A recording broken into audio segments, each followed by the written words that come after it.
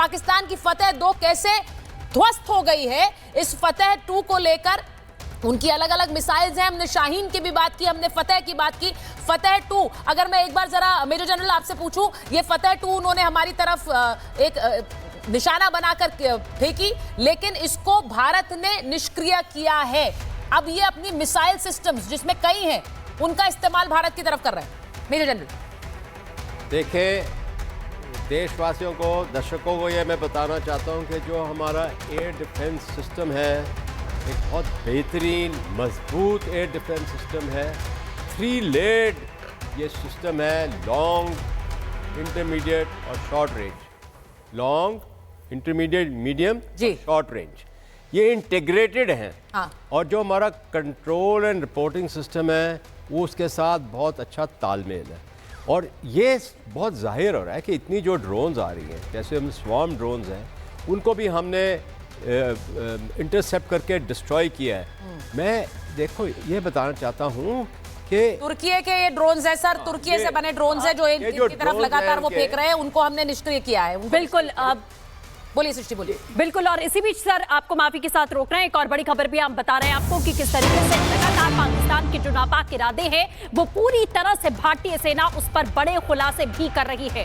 पाकिस्तान अपने नापाक इरादे लगातार दिखाता हुआ आ रहा है। आप कल सुबह से देख रहे हैं कि किस तरीके की स्थिति यहां पर बनी हुई है, और कर्नल सोफिया कुरैशी ने ये एक खुलासा भी किया है कि पाकिस्तान कैसे झूठी बातें पूरी दुनिया में फैला रहा है। सुनिए।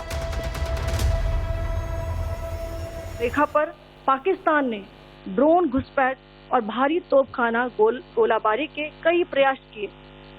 कुपवाड़ा, बारामूला, पुंछ, राजौरी और अखनूर सेक्टर्स में तोप, मोर्टार एवं हल्के हथियारों से भीषण गोलाबारी जारी रही। भारतीय सेना ने प्रभावी व तुलनात्मक प्रत्युत्तर देते हुए पाक सेना को काफी क्षति पहुंचाई। पाकिस्तान सेना के अग्रिम क्षेत्रों में सैनिकों की डिप्लॉयमेंट बढ़ती दिख रही है, जो स्थिति को और भड़काने की मंशा दर्शाती है। भारतीय सशस्त्र बल पूर्ण परिचालन तत्परता की स्थिति में है। अभी तक सभी शत्रुतापूर्ण कार्रवाइयों का प्रभावी ढंग से सामना कर उपयुक्त जवाब दिया गया है। भारतीय सशस्त्र बल दोहराते हैं कि वे तनाव वृद्धि नहीं चाहते, बशर्ते पाकिस्तान भी। कर्नल कुरैशी को आपने सुना। इस बीच ऑपरेशन सिंदूर पर आज शाम 5:30 बजे सेना की ब्रीफिंग होगी। ये बड़ी खबर आपको बता रहे हैं, दूसरी बार ऑपरेशन सिंदूर पर ब्रीफिंग होगी। सेना की बड़ी प्रेस कॉन्फ्रेंस आज शाम 5:30 बजे होने वाली है। आपने कर्नल कुरैशी को सुना, जिन्होंने सुबह सुबह आज प्रेस कॉन्फ्रेंस में बताया था कि कैसे भारत के मिलिट्री इंस्टॉलेशंस को निशाना बनाया, लेकिन हमने जवाबी फायर किया है और जवाब में उनके सैन्य बेसों को निशाना बनाया। आज 5:30 बजे सेना की प्रेस कॉन्फ्रेंस, सेना की ब्रीफिंग में क्या कुछ जानकारी दी जाएगी, ये एक नियमित रूप से जानकारी अब सेना हम देख रहे हैं पिछले 3 दिनों से दे रही 5:30। बिल्कुल, गुरसिमरन इस वक्त हमारे साथ जुड़ गए। गुरसिमरन, अपडेट बताएं।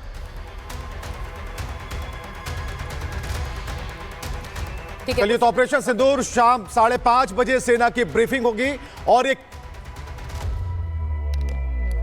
विवेक के पास जा रहे हैं। विवेक पठानकोट से जुड़े हुए हैं हमारे साथ।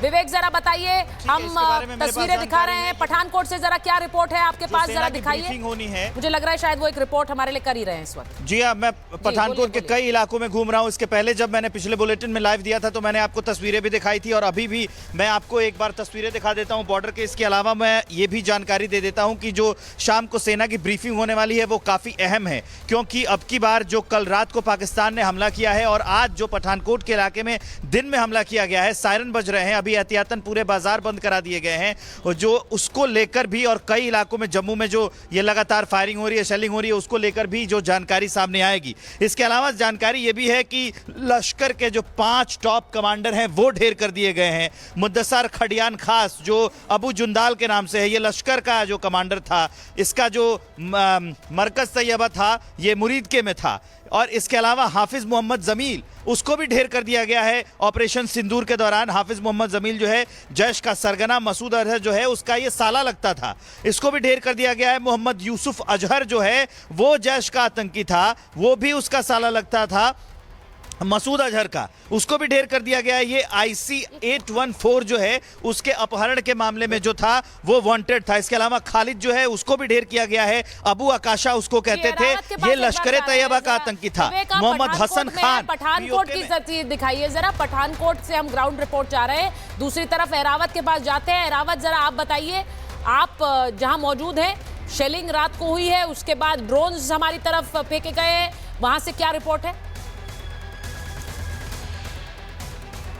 जी हाँ, बिल्कुल। इस वक्त हम उरी सेक्टर में मौजूद हैं और लगातार हम देख रहे हैं कि इस तरह से पाकिस्तान की तरफ से पूरे कुछ उरी के सिविलियन एरियाज है जहां पर उनको टारगेट किया जा रहा है। फिरदौस, अगर आपको तस्वीर दिखाई इस पूरे घर की, सुबह की यहाँ पे वारदात हुई है जब यहाँ पर इस घर को जो है निशाना बनाया गया है। और लगातार पिछले कई दिनों से हम देख रहे हैं किस तरह से कश्मीर घाटी के अलग अलग सेक्टर्स की अगर हम बात करें, कुपवारा सेक्टर की बात करें, मसल सेक्टर की बात करें या उरी सेक्टर की बात करें, लगातार जो भी सिविलियन पॉपुलेटेड एरियाज हैं उन पर टारगेट किया जा रहा है। और लगातार यहाँ पे आप देख सकते हो किस तरह से 2 बार यहाँ पर मोर्टार जो है इस घर पे लगे हुए हैं, एक दीवार पे लगा हुआ है और एक ऊपर छत पे लगा हुआ है। कुछ लोग भी हमारे साथ बात करने के लिए मौजूद है, इनसे भी बात करने की कोशिश हम करेंगे। आप मुझे बताइए, लगातार पिछले कई दिनों से हम देख रहे हैं लगातार जो सिविलियन पॉपुलेटेड एरियाज है उनको हिट कराया जा रहा है। जिस तरह लगातार सीज़फायर वायलेशन का उल्लंघन किया गया है यहाँ उड़ी सेक्टर के हवाले से, लेकिन पाकिस्तान की जानिब से जो है सिविलियन टारगेट किया जाता है, सिविलियन आबादी को टारगेट किया जाता है, तो बहुत ज़्यादा प्रॉब्लम हो रही है क्योंकि यहाँ पर लोग घरों में थे। उस बीच इसको जो है सुबह बहुत ज़्यादा शेलिंग हुई 5 बजे के करीब, तो यहाँ पर इसको हिट किया गया, तो काफ़ी नुकसान, शुक्र यहाँ पर कोई जानी नुकसान नहीं हुआ, लेकिन माली नुकसान बहुत ज़्यादा हुआ। लगता है जितने भी लॉजिक पैड से उनको हिट किया गया, उसके बाद वहाँ की आर्मी है या टेरर ग्रुप से उनमें फ्रस्ट्रेशन है, वो सिविलियन एरियाज को निशाना बना रहे हैं। इस घर की अगर हम बात करें, और भी हमने उरी सेक्टर में कहीं घर देखे जिनको टारगेट किया जा रहा है। Absolutely right. जिस तरह भारतीय सेना ने उनको मुंह तोड़ जवाब दिया पहलगाम अटैक के बाद, क्योंकि टेररिस्ट के 9 कैंपों को जो हिट किया गया, हमारी टारगेट, हमारी सेना ने बहुत अच्छा काम किया। उस बीच काफ़ी फ्रस्ट्रेशन वहाँ की अगर देखा जाए, वहाँ की जो आर्मी है या वहाँ के जो दहशत गर्दाना ग्रुप चला रहे हैं, तो वो अब ये चाहते हैं कि जो यहाँ पर डिस्टर्बेंस है जम्मू कश्मीर के अंदर, तो लेकिन हमें अपनी सेना पे बहुत भरोसा है, भरपूर जवाब देगी, जैसे कल भी भरपूर जवाब दिया और आगे भी भरपूर जवाब देगी। बिल्कुल, लगातार हम देख रहे हैं कि इस तरह से पूरे कश्मीर घाटी की अगर हम बात करें, इंडियन आर्मी जो है पाकिस्तान के अनप्रोवोक्ड फायरिंग को जो है मुंह तोड़ जवाब दे रहे हैं। फिलहाल फिरदौस, अगर आपको यहाँ से पूरी तस्वीर दिखाना चाहे किस तरह से सिविलियंस को टारगेट कराया जा रहा है इन एरियाज की अगर हम बात करें, ये लाइन ऑफ कंट्रोल के सटे हुए इलाके हैं। सबसे पहले ये हमने देखा किस तरह से